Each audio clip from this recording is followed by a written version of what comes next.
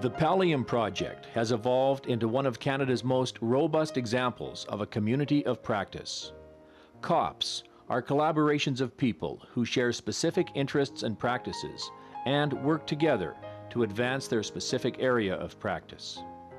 A COP reflects a long tradition of working together in Canada among neighbors and within communities to share resources, energies, and efforts in mutual interdependence of common goals.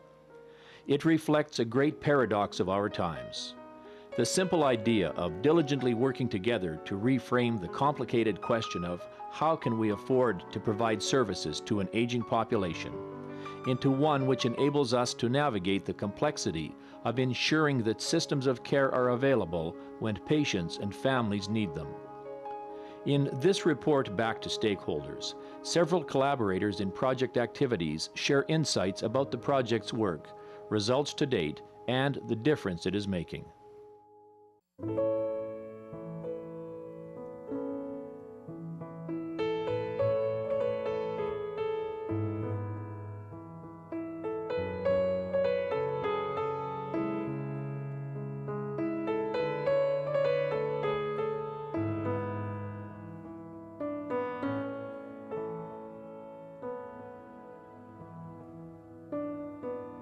I remember that was one of the key things when we started Pallium, the first iteration. It was, we need to build capacity. Well, guess what? The capacity is being built. I mean, it's there. You see it. You see it across the country. And you see the support that Pallium has lent to various projects across the country. Big picture, Pallium has really opened a lot of eyes across Canada, especially Western Canada, where this basically started out, but now has expanded to Eastern Canada and to the Maritime provinces, and that's incredible. And we're still getting people calling. I'm getting people calling from Ontario saying, when's it coming to us? So I think it's just snowballed.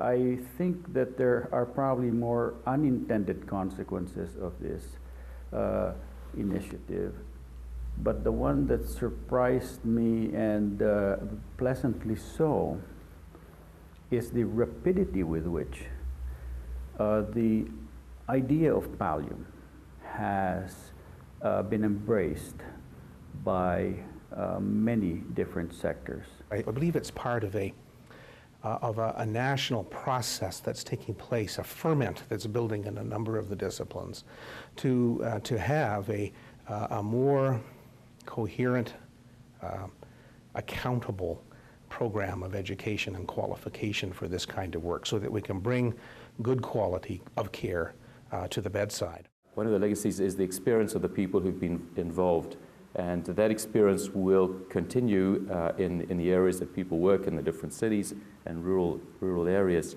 They will then be the teachers and educators for the next generation of people who will do clinical work in education and research in palliative care. People are saying to us, what next? Like, okay, that was level 1, we're looking for level 2. I think 3 years gave us a start, a great head start. Now where can we go from here? And what are the next steps so that it just doesn't fall off the radar screen? There's much work to be done, and we have just a wonderful start, that there's committed minds and hearts across the country beginning to work together on this. We are remembering how to be palliative caregivers in Aboriginal community. I believe we are really remembering what we used to be able to do in our communities, and we may find enough health and strength to do it effectively again. Pallium clearly has great potential to help us continue with innovative education, both locally in our large urban areas or rural areas, and in distance education, but it will only be able to do that if the resources continue to exist to allow us to do that. And I think that Pallium needs to have a national legacy. Hoping it goes into another phase, but depending on what that phase looks like, I still think that there needs to be a national legacy for all of the work that's been done. It's important for people to know that Pallium came out of just a few ideas, but when you look at the legacy of the project thus far, I mean, even though we're not at the end yet, but we can certainly see tangible benefits all over the place. You have to always remember that's what our work is about. It's about making change for patients and families. How do we do this work more? How do we do this work better?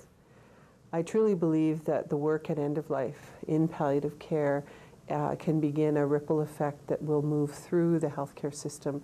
And it's a ripple effect of heart-based, spiritually founded care that is truly more compassionate, more responsive to diversity and to the needs of individuals and families. So I'm very hopeful that it's going to start something very big in the health system.